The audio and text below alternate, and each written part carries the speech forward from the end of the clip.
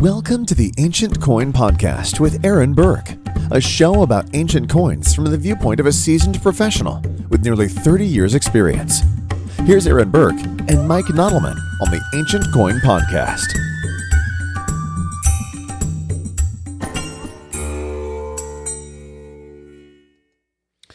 And the sound of the gong means it is once again time for the Ancient Coin Podcast. He's Aaron Berk. I'm Mike Nottleman. And let's see. Short story is I went to work for Aaron 2 years ago, and he is going to teach me about ancient coins, and you can learn too along with me. So we're going to talk about some news in the world of ancient coins, and then he's going to teach me about I don't know, we'll talk about something new this time. And we have a Doofus purchase of the week, and we also have our Pearl of Wisdom that we'll get to. Yes, so Pearl of Wisdom. Yeah, How are you doing this week, Mike? I'm awesome. You know, I'll tell you what. I have been paying particularly a lot of attention to history lately, and I have been really kind of look. It's amazing to me that I had zero interest in this in high school. I mean, none. And suddenly I'm kind of sparked on it. So I've become kind of interested. I've been watching a lot of videos and things like that and just kind of getting a general feel for the history itself. Because the history will help me with the coins. That I know. Oh, 100%. Yeah. And I think anybody who's gotten into any type of numismatics just automatically gets involved with history. Yeah. I mean, it is history, right? Mm-hmm. Yeah.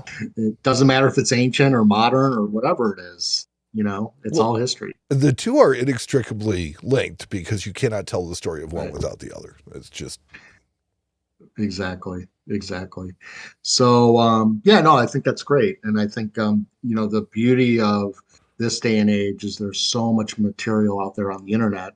There's so many different podcasts that you can listen to, and hear history in all different kinds of varieties. The ANS, if anybody's not a member of the ANS, and we'll talk about the ANS, and I think I've mentioned the ANS before, the American Numismatic Society. They're probably the greatest institution that we have in the United States for numismatics. And they're, especially since the pandemic, they've been doing a lot of Zoom educational programs. And they're taped and they're on YouTube. And so you can have some of the greatest academics in numismatics teaching you about the coins. So, I think that if any of you haven't checked that out, go to the ANS and check it out. It's a great resource for all of us. Yeah, anytime you can get, you can pick up on knowledge from some of the top names in the field, you should do that. Yeah, exactly. So let's, right now, I would say it's more e-sales going on these days than printed sales. There's a few printed sales, but basically, my cat's jumping up trying to. She always gets jealous when I'm talking to you. I think she wants you, Mike, more than she wants me. So I have nothing to say. So in any case, and the funny thing is I could be sitting here all night and she won't come at all here. As soon as I start talking, she jumps up here. I mean, what is it? Cats are so weird. She just wants to be a star. I know. Everybody wants it. So the ones that I kind of highlighted was first was the Kunker sale. It's pronounced the Fritz Rudolf Kunker, but we all know them as Kunker. They're in Germany, and they're doing an e-auction the 22nd through the 24th of this month of February. 1,970 lots. Yeah, so this one is currently running. It's currently running. All these are all, when I look up these things, they're all within a week or two, so, we want our news segment to actually be, news. So I tried to pick, this is what's so amazing these days is that there are some e-sales with a hell of a lot of lots. So any of you think there's not enough ancient coins in the world? Think again. Oh, yeah, there's plenty. I know, it's nuts. So, so there's some nice, I mean, look, you're not going to get the same quality as a printed sale, but you're going to find some great coins at good prices. And I think that when you're looking at some of these auctions that have 2,000, 3,000, 4,000 lots, you're bound to get a deal somewhere. It's just, I mean, And you have to. as long as the photography is good, which in the Kunker, I mean, you can see this in the website that the images are really strong, and you can I make think a purchase photography's based gotten on excellent these days. Yeah.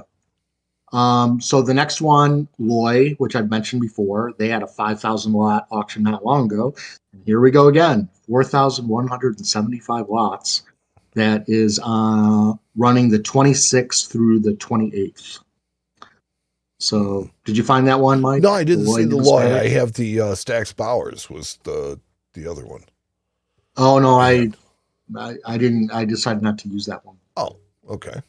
Because it didn't have that many lots. I got you. So the CNG is the next one I have. Nope. Okay. I don't know what you're looking at. I don't You're either. looking at an old one. Okay.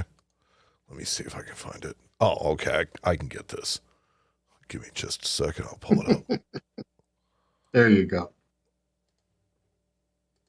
Now you So got we'll it. go right over the top of the Stax Bowers.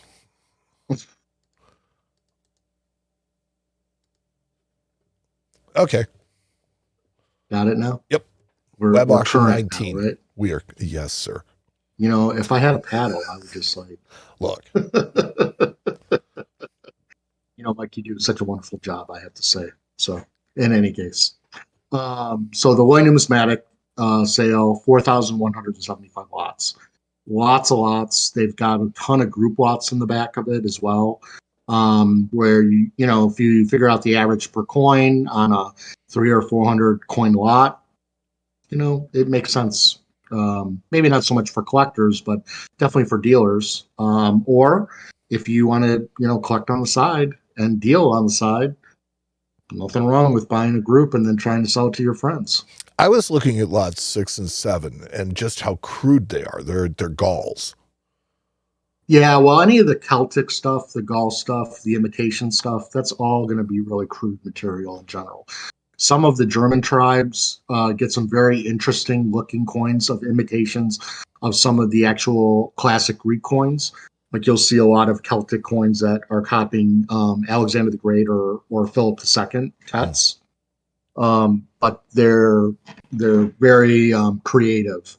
They remind me of Picasso in some of the styles, that the way they do it. You mean in like So, the really odd kind of the big heads and they've got disproportion. or just strange looking horses, and it's cool. And the weirder they get, the more money people pay for them. That's what I've noticed, just in general. So, but yeah, no, the Celtic stuff is generally it can be very crude. Again, you're looking at e-sales. So if some of these came up in printed sales, you're going to get higher quality coins. So you're always going to have in these e-sales where the quality just not quite there yet. It's just a little tad off. So, but again, 4,175 lots, you're going to find something. Yeah. You're just going to. Everybody's price range. I don't care what you're spending. You're spending $50, you'll probably find something. Now these are denominated CHF. That is Swiss franc. Swiss francs. Okay. Yeah, Swiss francs. And Swiss francs about 10% higher than USD right now. Somewhere in that range. So it's pretty close to 1-to-1. And then the third one is the Cayon auction. Their auction is on 2/28, and they have 2,200 lots, which is a little unusual for them. They are out of Spain, and they've been in business for a long time, but it's unusual for them to have this kind of an auction with this many lots. In fact, they were handing out brochures at the New York International about this auction. In fact, they were going to have 2,200 ancient coins. So again, when you're going to different countries around the world. So we have Spain, we have Switzerland, and we have Germany represented in these three e-sales. So you're going to get a whole pool of material from different parts of the world, and and And a big interesting pool of types buyers as well. Well, yeah. So, and obviously with the Kunker sale and the Kayan sale, you're going to be dealing with euros. So that's about $1.30. So you're going to lose about 30% when you do the exchange, and the loyal sales in Swiss francs. So again, keep those things in mind when you're bidding. You got to make sure that you see what they're charging for buyer's fees. Typically, they're cheaper for e-sales than they are, but I'm still finding that a lot of them are still charging 20%. But you're going to find, obviously, printed sales don't have 4,000 lots on them. So not all of them anyway. So just in these three e-sales, and there's a lot more e-sales out there. Just between these three e-sales, you're looking at what, 6,000, 7,000, 8,000 coins in three auction houses. That's a lot of coins. You should be able to find something. So anybody who says that they're priced out of the market or they can't find something, I don't think so. Well, and here's a perfect example. I'm looking at a Seleucida Reno. So one of the things that, having talked to your father a bit, that he's always pointing out to me is the recurrence of these ancient Roman and Greek themes in U.S. coinage. And on this particular coin, there's an eagle on the back. And it is reminiscent of the $10 Indian. Of that eagle. Yeah. So it's just kind of cool. It's neat. Yeah, I mean, the stuff transcends. St. Gaudens was taken from a Greek statue. Yeah. That's in the British Museum. It's classic artwork. Right. Yeah, it is. I wish some of our new money had some of the classic art that it once had. Yeah. Because it was a lot nicer back in the beginning than it is now, So I agree. But especially the currency. I mean, the U.S. currency, the old U.S. large notes some of them are amazing with the educational notes. Beautiful, really beautiful. Now our notes are whatever. So, but doesn't really matter. So let's go on to the Doofus purchase. We've had a lot of feedback from people talking about how much they love this part of the segment. We haven't done it for a couple weeks. And I had one of the listeners actually emailed this to me because I didn't actually see it because it was in one of the later Triton sales, one of the later sessions that I wasn't taking part in. And so this was by Rex Carmen Hinesley. I might be pronouncing your name wrong. Hope it's okay if I use your name for this. But he brought this, pointed this one out to me. And it's, if Severus Alexander, pretty sure, let me open that one up for myself here. So, so Severus Alexander, 3rd century AD, Roman emperor, very common, extremely common. And the estimate on this was $300, and they probably put 300 because it had that wonderful star designation and the 5555. A lot of these coins from this period and this emperor come mint state. A lot of them do. And so it's not that hard to get one that's going to be perfect. I would say that this coin is worth $300. And most of the time auction houses put in low estimates to draw you in. Well, obviously C&G knew that somebody was going to pay a stupid amount of money for this, but I doubt when they put it in here, they ever thought it would bring 2,500. And that doesn't include the 20%. I would really be interested to see how many bids this was. Because there had to have been a few people fighting over it, I'm sure. Well, that's my contention, is I think that there had to be at least 2 or 3 people that were like, no, I want it. But, okay, this from a completely amateur standpoint, you look at this coin, you can see the detail, and you're like, wow, this thing is beautifully centered, and it's really, really well detailed, and it's just hammered. And there's, and now me, you say it's perfect. I'm looking at some of the cracks in the flan. Yeah, but that's normal. And like I said, this completely, my unknowing eye. But I mean, other than that, to look at it, it looks like a really nice coin. Now it's like the subject matter may or may not be, cool. Jupiter has a lightning bolt in his hand. I don't know that you can necessarily see that well. So, I mean, I don't think that this would be a super popular coin. But the fact that, the first thing out of your mouth was, this coin is super common. I'm like, okay, now I get it. There are just too many of them. And because the I coin wanted looks to know great. myself, did this coin break a record? Well, it did break a record by about 4 times what the next high. So the next highest 600? one was, I think, 700 euros, which was also ridiculous. And the Jupiter was better on the reverse. Okay. I mean, that is kind of silly. That's over the top. Yeah, this is about as doofus as you get. Well, I mean, at a certain point, don't you realize that there are more of them? I can just go get it someplace else. Yeah, I mean, I just don't understand it. It doesn't make sense to me. I mean, it's just great for MGC because it just, again, highlights that people aren't buying the coins, or buying the plastic. In fact, I don't even think that whoever bought this didn't even know what the coin was, had no clue what the coin was. They just saw star 5555. Right. That's all they saw. They saw the artwork and they looked at it and they were like, this has to be worth a lot. I don't even know if that. I think they just saw a star coin and said, I have to have it. Okay. That could have been that too. I mean, this is about as ridiculous of a price that I've ever seen. This is like Doofus on steroids. Okay, so this is King Doofus. King Doofus. So whoever bought this and the underbidder, if you listen to our show, we still love you. Doofus Award of the Year. All right, so we're going to have to put this one on the leaderboard. It's definitely on the leaderboard. Okay. Definitely on the leaderboard.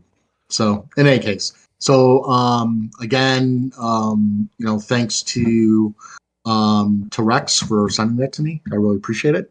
And if any of you, anybody else finds Doofus purchases that they want to have highlighted on the show, send them my way. Aaron at hjbltd.com. There you go. So now let's talk about valuations, Mike. I mean, how do we do this? I mean, how do you safely do this, whether you're a dealer or you're a collector, or you're bidding and you're going to be bidding in an upcoming auction, or just looking at somebody's fixed price list and you're trying to figure out if you should buy this coin that you're looking at. Or if you plan to buy it, how you keep from making a massive Doofus, massive purchase. Right, a Doofus mistake. Yes. So, and I mean, the one thing is you don't want to. If you're going to break a record for an auction price, at least do it on something rare. Don't do it on something that anybody could get. That's silly. Yeah. Yeah.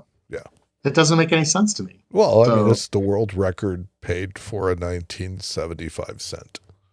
Right. Exactly. Yeah. Exactly. So, I could have picked a lot of coins to highlight, but I thought I would pick a big rarity that we just handled at Herlin Berk, because it was really interesting how we went about figuring this out. This is a coin of Knossos that was minted at Crete. And are you in the which one? This is going to be the PowerPoint presentation. Okay. All right. There we are there. Okay. There you go. So the stacks bars. Yeah. So a lot of these coins from Crete, they typically are of bad metal. They're porous. A lot of them are crystallized often. And crystallization just means that the metal is breaking down and can actually get fragile and break. But this period has a lot of really cool mythological scenes. And here we have the labyrinth. Here you see the circular labyrinth on the left. That is the coin that we had at Harlan Berk. And on the right, you have the square labyrinth. The square is typically what you always see. The rounded labyrinth, there maybe is 10 of them known, and only 3 or 4 have come up in auction in the last 25 years. So it's a Now rare this bird. round one is signed as well.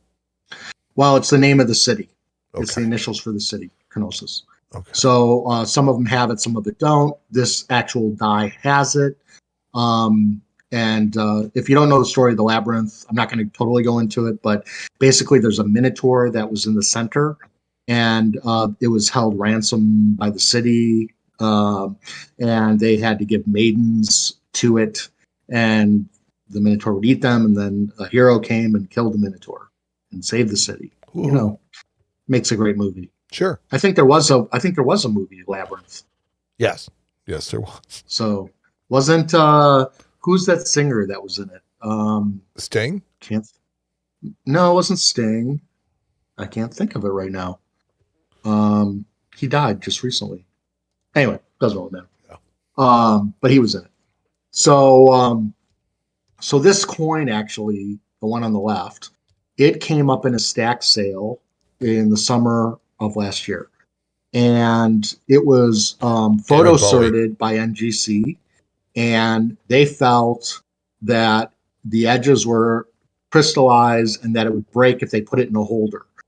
And so they just photo sorted it as in their view genuine, and they gave it their grade. And so Stax posted it with a low estimate, and it didn't bring much. In fact, didn't bring much at all. Yeah, they estimated it at 2,000 to 4,000. And by the way, it was David Bowie. Thank you. You're David welcome. Bowie. Thank you. I knew it would drive people crazy. I know, and it was probably gonna come to me at some point. So yeah, and he was really strange in that movie too, from what I remember. But David Bowie was kind of strange. In real life, yes. Yeah, it's in real life. So it's right up his alley. So in any case, they didn't put in a holder. And remember, we talked about the fact that, you know, they're supposed to be protecting the coins. And here is a coin that probably should have gone in the holder for protection, but they didn't want to put it in because they were afraid they were going to break it. Okay. But that's exactly why you wanted it in there, is to keep it from breaking. Right. Exactly. And so, of course, Stax in their listing, they stated that it had basically had issues, and that NGC didn't put in a holder for that reason. And so nobody bid on it.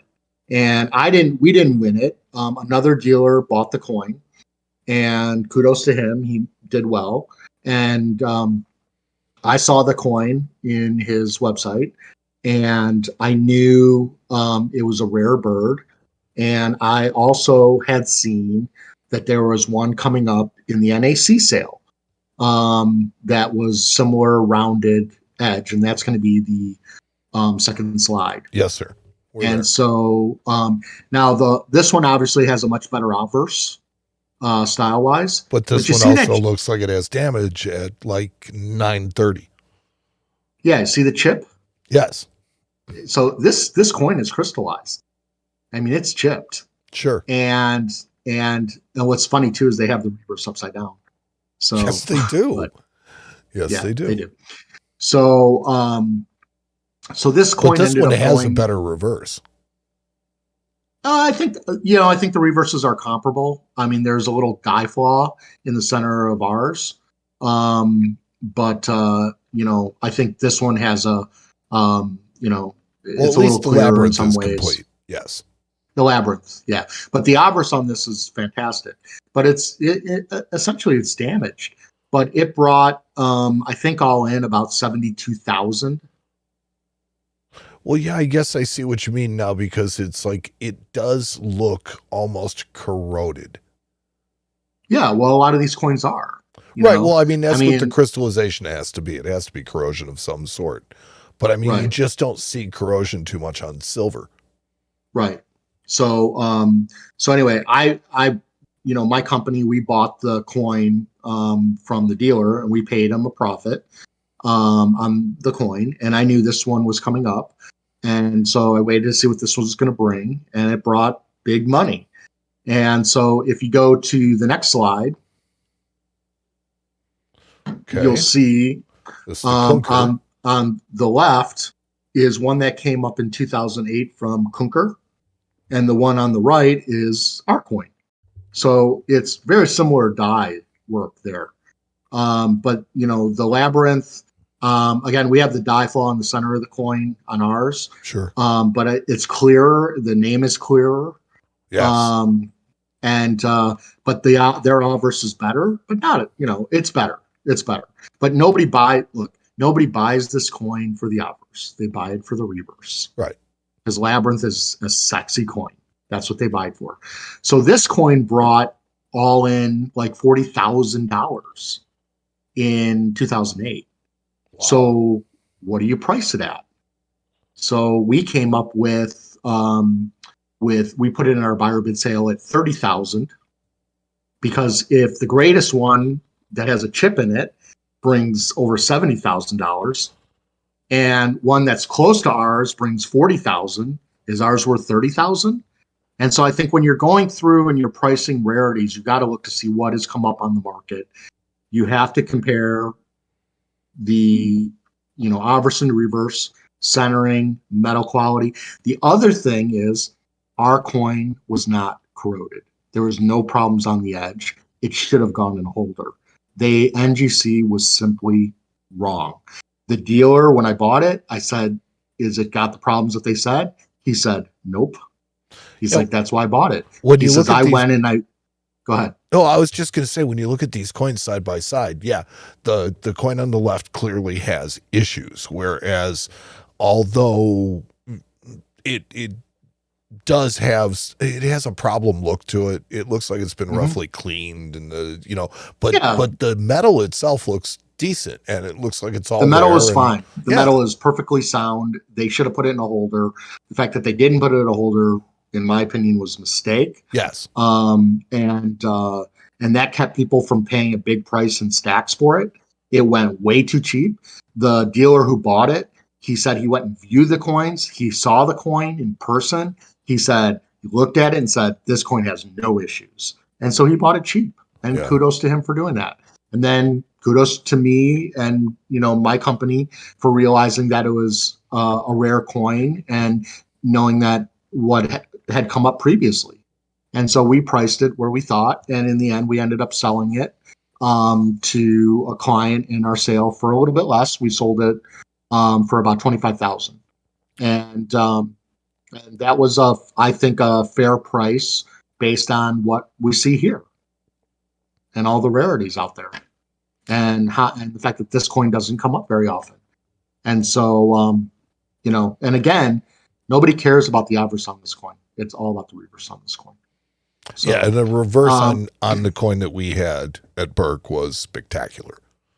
I mean, it's got that little flaw in it, but other than that, it's really, really nice. It's very clear. And it's much better. It's much better. The city name on it or the city initials are really strong. And yeah, that's a nice coin. That's one worth having. So, not every coin is worth researching. And I think when you're looking up coins that you're going to be bidding on in auction, you have to, it's tough to do. Like if you're doing Alexander the Great, it's almost, yes, you can look, but there's so many coins of Alexander, you're going to run yourself ragged trying to research it. You might decide, okay, is the symbol I'm going after for Alexander, is it rare? And how rare is it that people care enough to pay a premium for it? And you can go through the different search sites and see what makes sense. I'm going to talk a little bit about each one of those in a second. But if you go to the last slide, I don't know if you did that yet already. Yep, we're there. So that's our junk bowl. Not every coin is worth researching, guys. This is our pick bowl. Those of you have come to coin shows, we bring this along, and we sell out of it for anywhere between $12 and $20, depending on, I guess what we feel like, and what nice coins we've put in it. Because we'll buy a collection, and let's say there's 30 coins in it that are not worth writing up because they're only worth $10. or $15 or $20. And so we just throw it in here. And what I'm finding is that all dealers had pick bowls like this, but now they're all making e-sales out of them. So you go to some of these e-sales and you see these types of coins in e-sales. Ew. We don't do that. No. So, and the other thing is that, these coins are great for kids. They're great for starters. A lot of people learn from these coins because you buy it, you can spend $100 and get 5 or 6 coins and take them home and research and learn, and doesn't cost you a whole lot. So you're not going to make money, but that's not the point. No. So, and you're going to have to learn how to research your coins one way or the other, because yeah, I always say, for you to be able to price them, sorry. Yeah, in order for you to be able to price them, you're still going to have to research them. So it's good to learn how to attribute them. That's a really good practice in learning how to research them. And then once you've kind of learned how to attribute them and research them, it's, then pricing them becomes a much more easy exercise.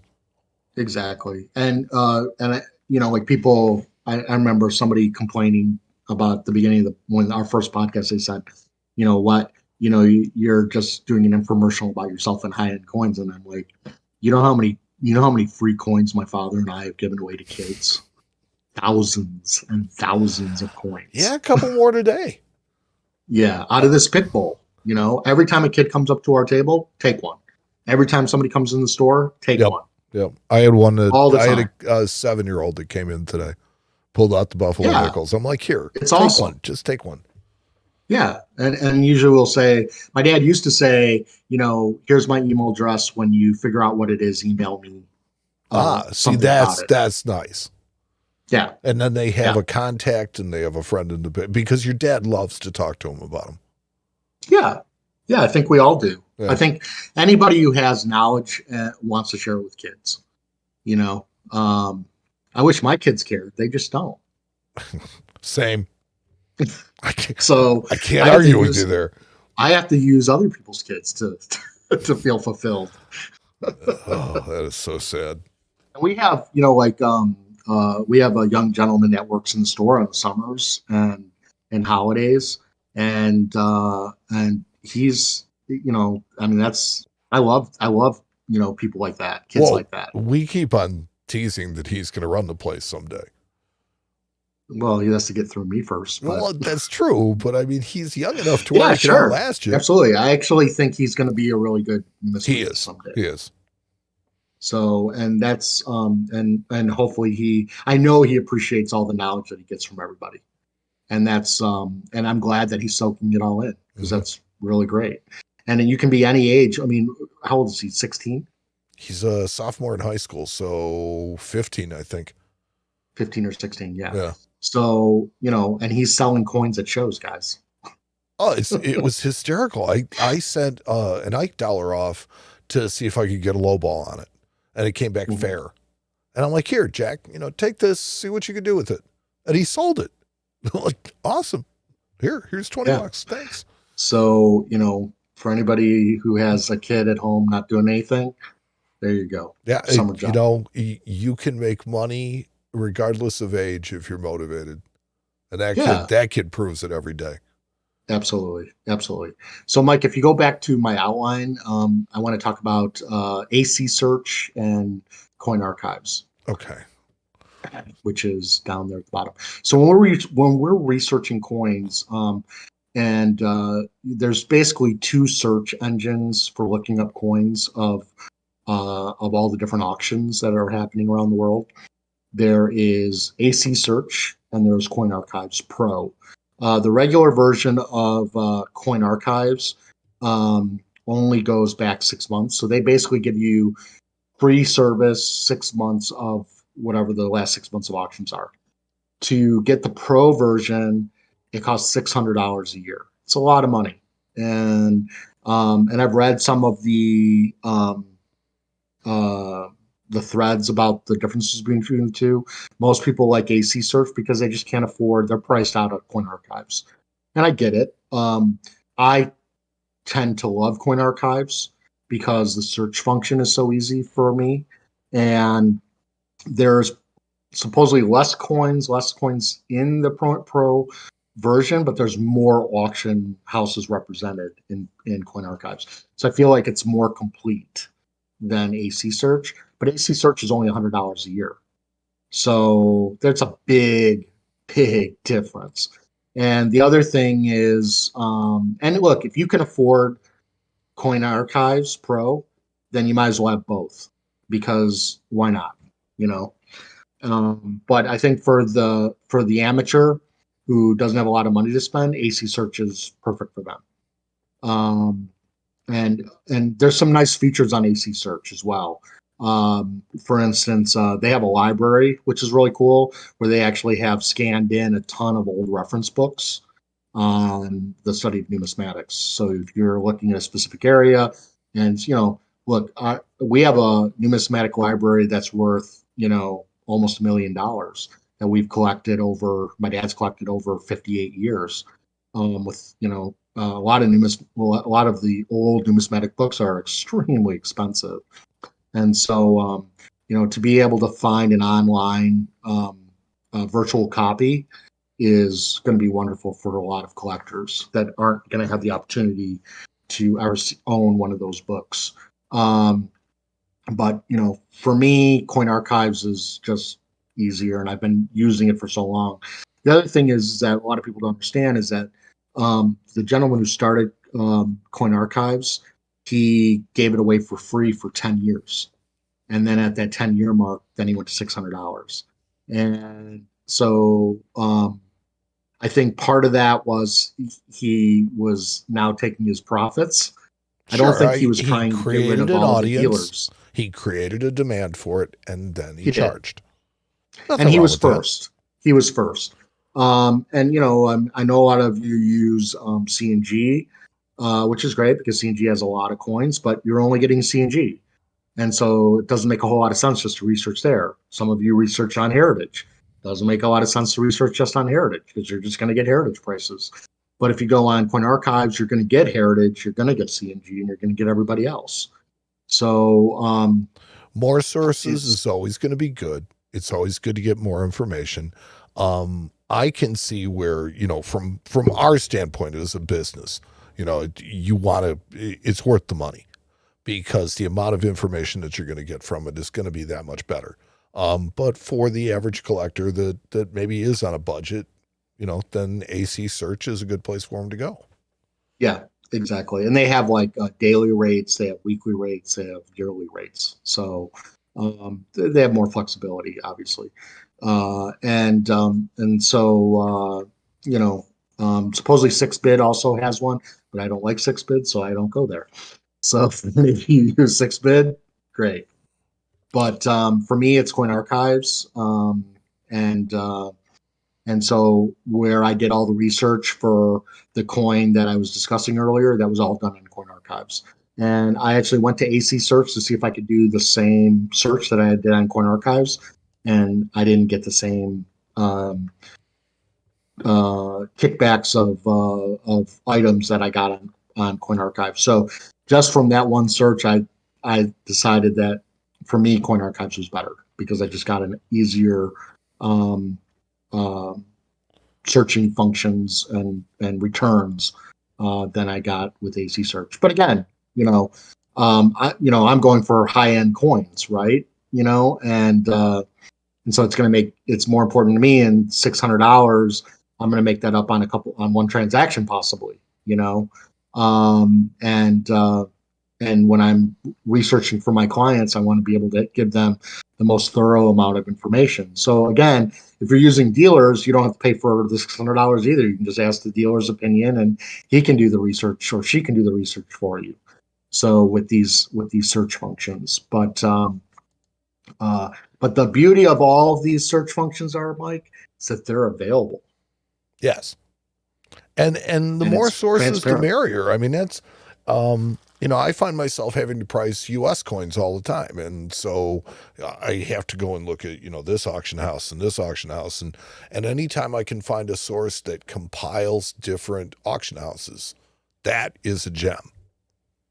Yeah. And it's great for, obviously looking up pedigrees, extremely important. especially in find ancient pedigrees all the coins. time. Yeah, What's provenance that? and pedigrees in ancient coins is huge. Huge, huge. So the other thing people don't realize is that with these search functions, you're basically getting a free library because all of these companies now, some companies are going to make mistakes when they're writing up their coins. That happens, obviously. Sometimes people copy the wrong information over and over and over again from auction house to auction house. Mm. So you kind of have to do the law of averages. If you're doing research on a coin, bring up 30 or 40, see how they're written up, see if the exact same type is written up with the exact same reference numbers. And it's the law of averages. If you don't have the book, you have all of the listings, right? And then you can pretty much say, just use your common sense. And you say, well, if people are calling this Roman coin RIC 237 20 times for the exact same type, probably RIC 237. Well, when it comes down to it, I mean, there's only going to be, so many of them. I forgot where I was going with it. Yeah. Well, I guess my whole point is that you're getting a free library. Yeah. Because Harlan Berk, we have $1 million library. Not everybody can have that. I mean, and it's great for us because we actually go back and we don't use the write-ups that are on the tickets when we buy the coins. We re-look them up because a lot of times there are mistakes, and so we recatalog them. So, and a lot of dealers do that. Yeah, But if you don't have the books, you can't do it. There's nothing worse than repeating misinformation. Mm-hmm. You just keep on repeating it. Well, I just cut and paste out of the catalog. Well, that's what a lot of people do. They get lazy about it. So yeah, you're right. Yeah, and if one person makes a mistake, it just gets copied over and over and over again. And that's where it can end especially on a rare coin. And it can end up being to your advantage to do the research. Mm-hmm. Yeah, because we've had situations where we're researching a coin and we find out that it's a plate coin in one of the reference books, and everybody missed it because people weren't paying attention to the proper. They had the cataloging wrong or something, and so we're re-referencing it and going through and re-cataloging it, and we find that it's a plate coin and nobody knew it, and it adds a lot of value. So all of this culminates in our pearl of wisdom for this week, which is do your research or get an expert opinion before bidding on anything. So it basically says knowledge is power. Right. And I don't think there's any truer thing in this hobby business, whatever you want to call it. It's the person who's standing on the side of the counter that knows the most wins. Yeah, I mean, this industry isn't brain surgery. It really isn't. A lot of it is logical. But there's nuance to it. You need to develop an eye to be able to see characteristics on coins and know why something is better than another coin. That's where experience comes in, because you can look at all the references you want and all the coin archives listings you want, but if you don't have a good eye to know what good art looks like and why something brings a certain amount, then there is something to be said for experience in that regard.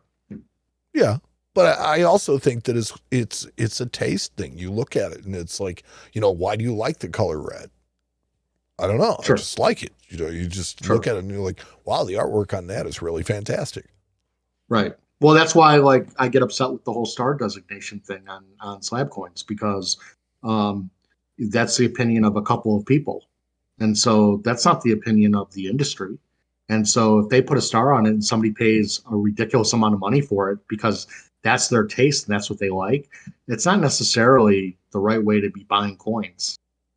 So, you want to, back in the day when you were uncertain about a coin's authenticity, you just walked around to 10 or 12 of the best dealers at a show and got their opinion.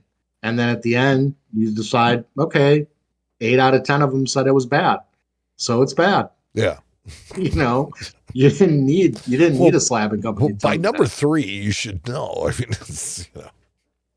But I mean, that's the way it was done. Yeah. Till this day, I'm at a show and somebody comes up to me, even other dealers, and say, "What's your opinion of this? I think it looks bad." Oh, okay, well, that's what everybody's saying. Okay, well, there you go. Yeah. That's called vetting. That's called vetting, guys. And honestly, in my opinion, I would much sooner vet things with people that are on the pulse of what's going on. Yeah. People on the floor. People who see fakes every day. You know, Mhm. I mean, I see fakes every day. Every day I see a fake. So it's you know, you get a feel for stuff after a while. And in this business, if your gut tells you that it's bad, it's probably bad. Yeah. So shouldn't have any questions. So that's all I got for you, Mike. Well, I will tell you, I think that was another action-packed episode. I mean, look, 45 minutes is more than anybody really needs, I think, on this. We'd like to thank all the people that helped make this possible, our research staff, our writers, and our producers. And most of all, thank you to everybody who listened. We really appreciate it. So anything Thank you you. got for them, Aaron? No, I think we'll just keep on chucking along here. Yeah. We'll talk to you next time on another exciting episode of the Ancient Coin.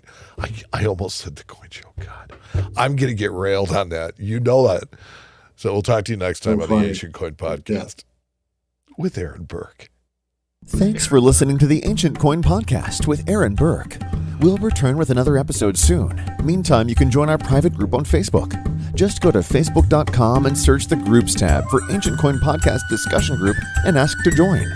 There you can become part of our community, where we share and discuss ancient coins, as well as the show, the ancient coin market, auctions, or just to give our own opinions on things in order to learn together. Join Aaron and Mike again soon for the next episode of the Ancient Coin Podcast with Aaron Berk.